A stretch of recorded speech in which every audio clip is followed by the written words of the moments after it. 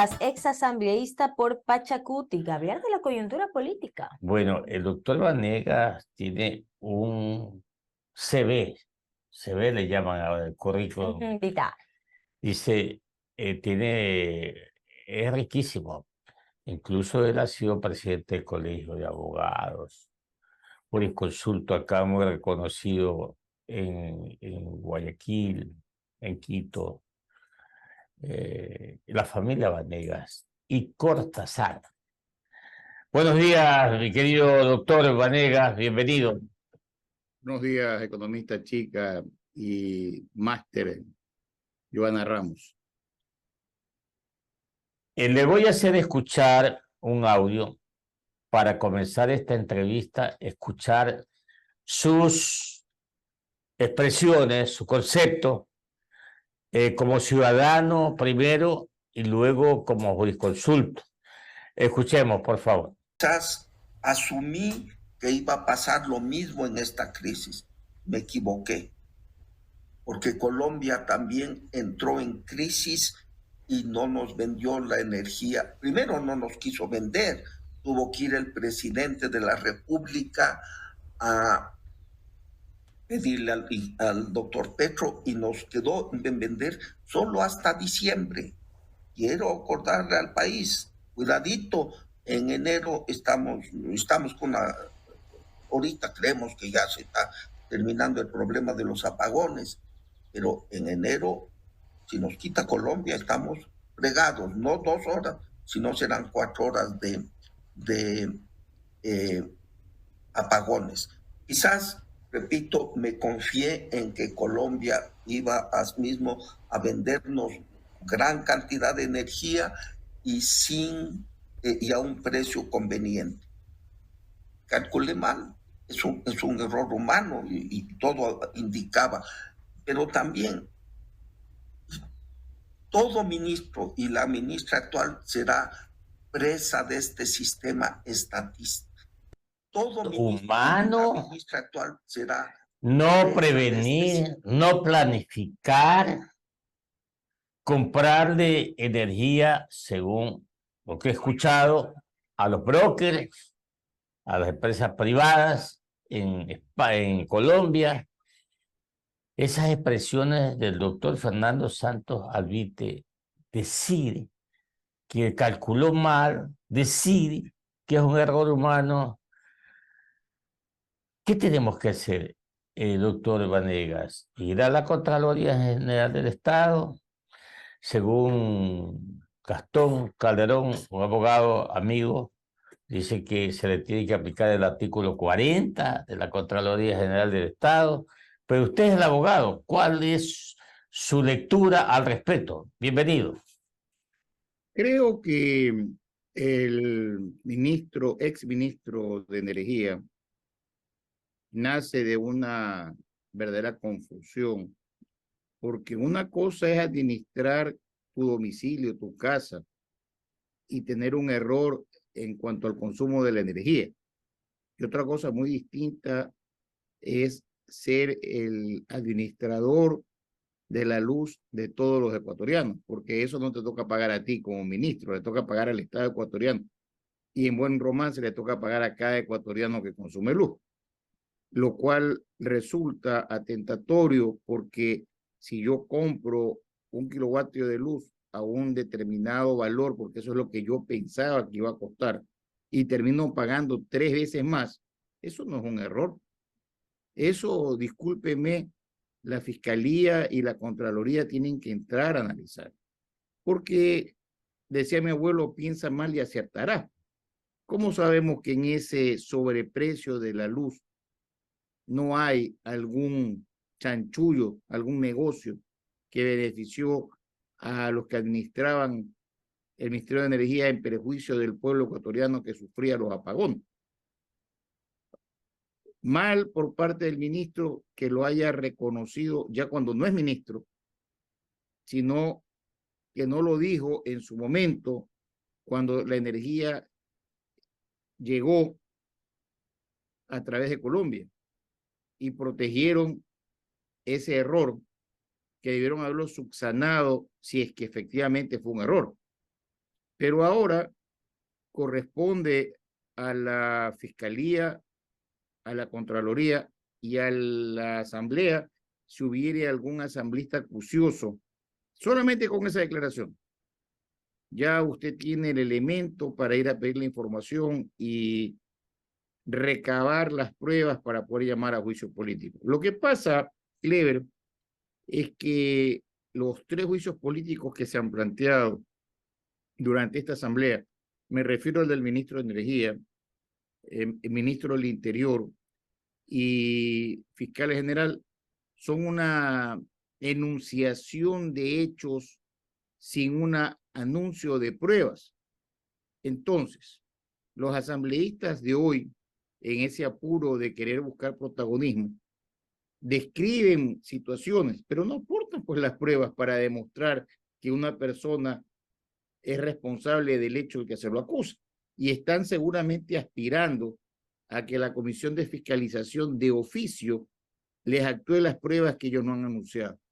El CAL y la Unidad Técnica Legislativa, por esa forma que han presentado las demandas de uso político, debería devolverlas. No es que si nosotros vivimos en un mundo civilizado y a usted lo demandan sin pruebas, prácticamente usted va a ganar el juicio. Aunque usted sea culpable de algo, pero no le muestran las pruebas actuadas, ¿de qué lo pueden acusar? Esa es el show político y el no actuar con responsabilidad. Yo he señalado inclusive en mis twitters que todas las agrupaciones políticas quieren hacer el juicio político a la señora fiscal general. El presidente inclusive ayer dijo que el CAL puede aprobar el inicio del juicio, eso no quiere decir que se va a votar por ella. Pero si una cosa está mal planteada, ¿por qué tienen que aprobarlo? ¿Por qué no lo mandan a completar?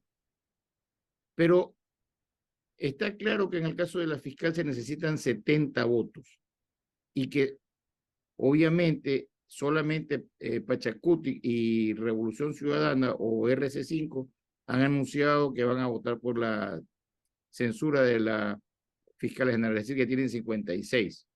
Y en el caso de los vocales del Consejo de Judicatura, Terán y Muñoz, todos los partidos, menos RC5, han anunciado que están a favor del juicio político y la censura. Pero esos 51 votos que tiene RC5 son los que van a impedir pues, que estos 2 señores sean removidos, censurados y destituidos. Hay que decirle la verdad al país y no crearle falsas expectativas diciendo que sí, no estamos a favor de la impunidad.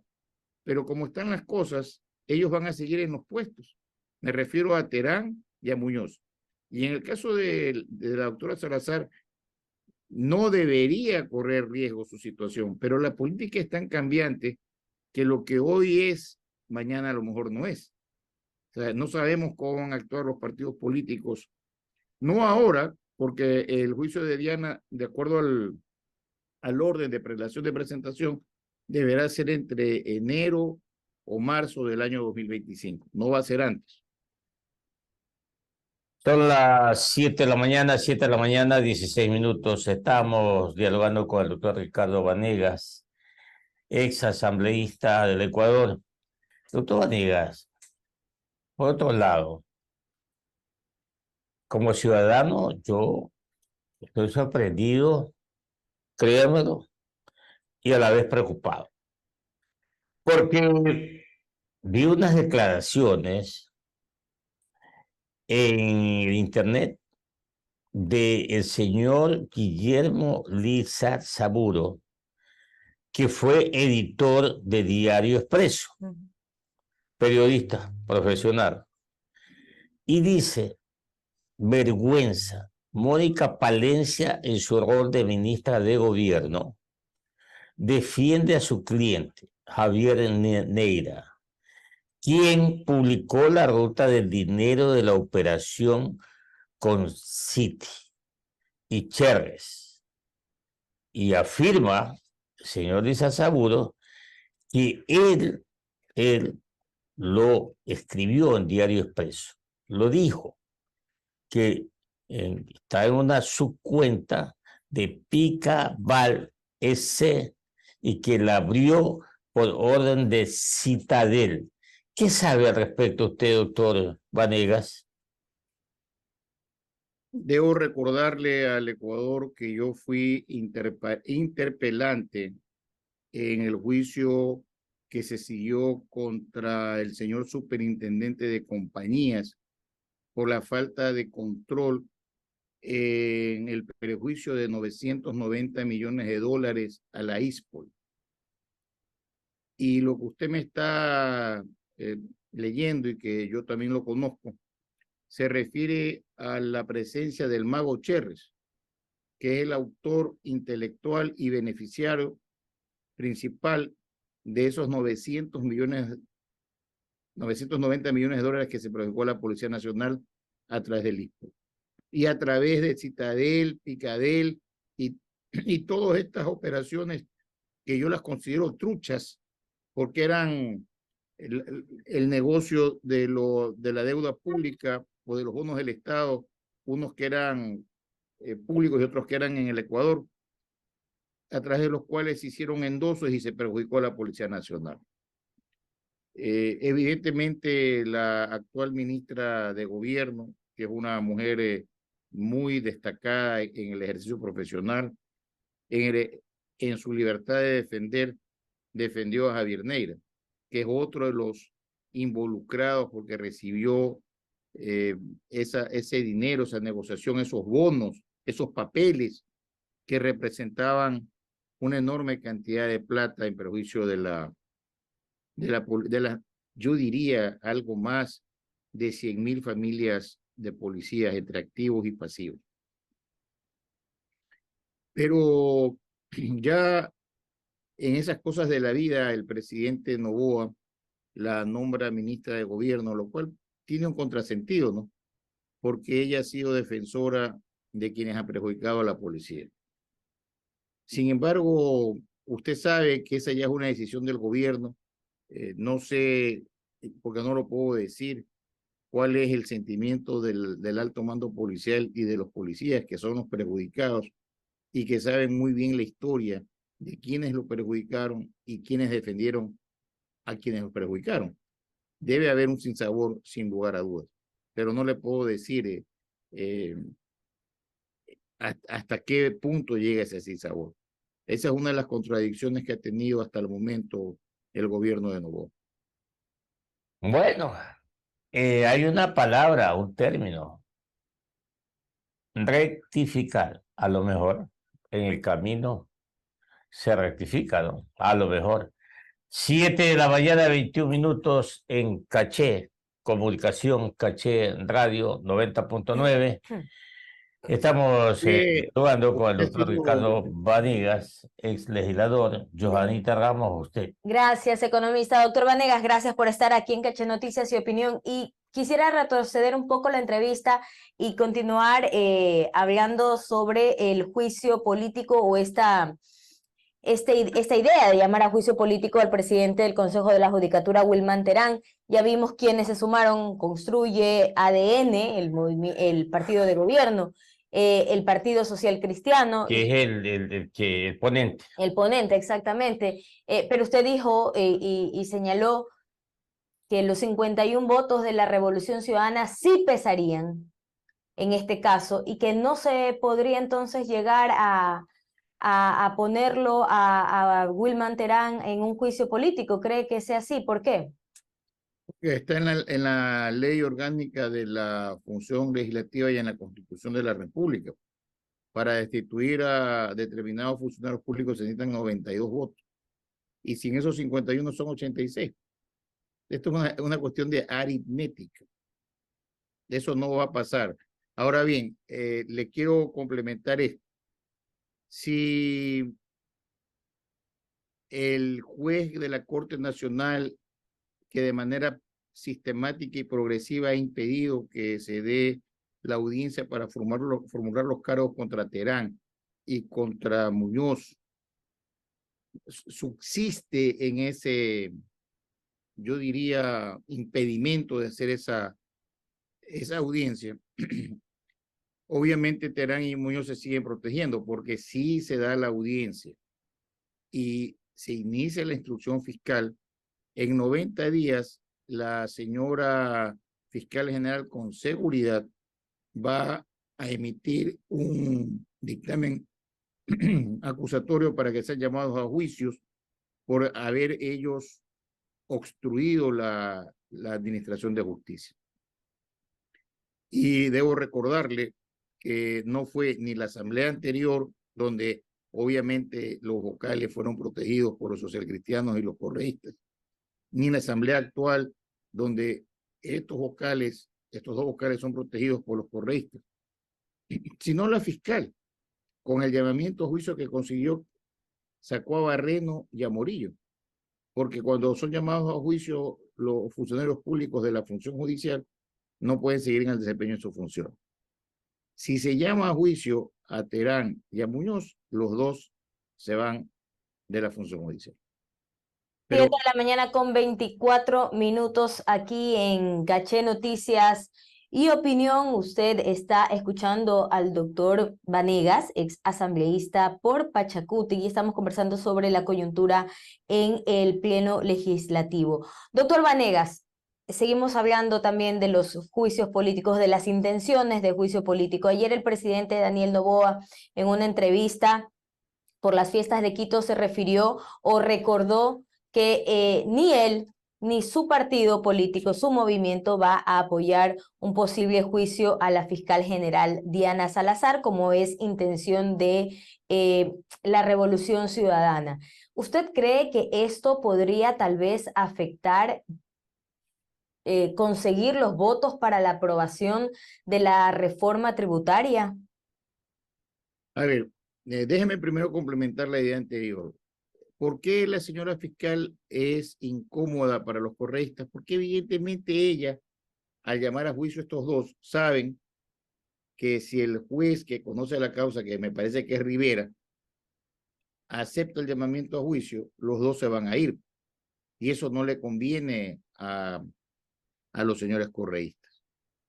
En cuanto a que va a afectar esto en la aprobación de las leyes económicas, hemos visto en estos días que han habido algunas observaciones desde Bélgica y en la propia asamblea respecto a la propuesta que ha presentado el presidente Noboa. Y también hay el sinsabor. Yo no lo puedo afirmar, pero se sostiene que este proyecto de ley pretende condonar deudas a grandes deudores del fisco. Grandes deudores me refiero a las empresas grandes, porque a las personas pequeñas no les perdonan deuda. Y obviamente eso, aun cuando se quiera mantener una mayoría, va a generar también un sinsabor en el pueblo ecuatoriano, porque las deudas que hay por parte de los evasores tributarios no se pueden condonar, se tienen que cobrar, sea quien sea, recogiendo las mismas palabras del presidente Noboa, que él no está a favor de la impunidad de nadie, y eso debe ser también con las deudas de parte de los empresarios al fisco, ¿verdad? ¿Por qué van a tener ellos privilegios a través de la Asamblea Nacional? Yo no sé, no le puedo decir si es que todos los bloques van a aprobar eso, pero obviamente los ecuatorianos vamos a recordar quiénes son los que votaron a favor de condonar deudas.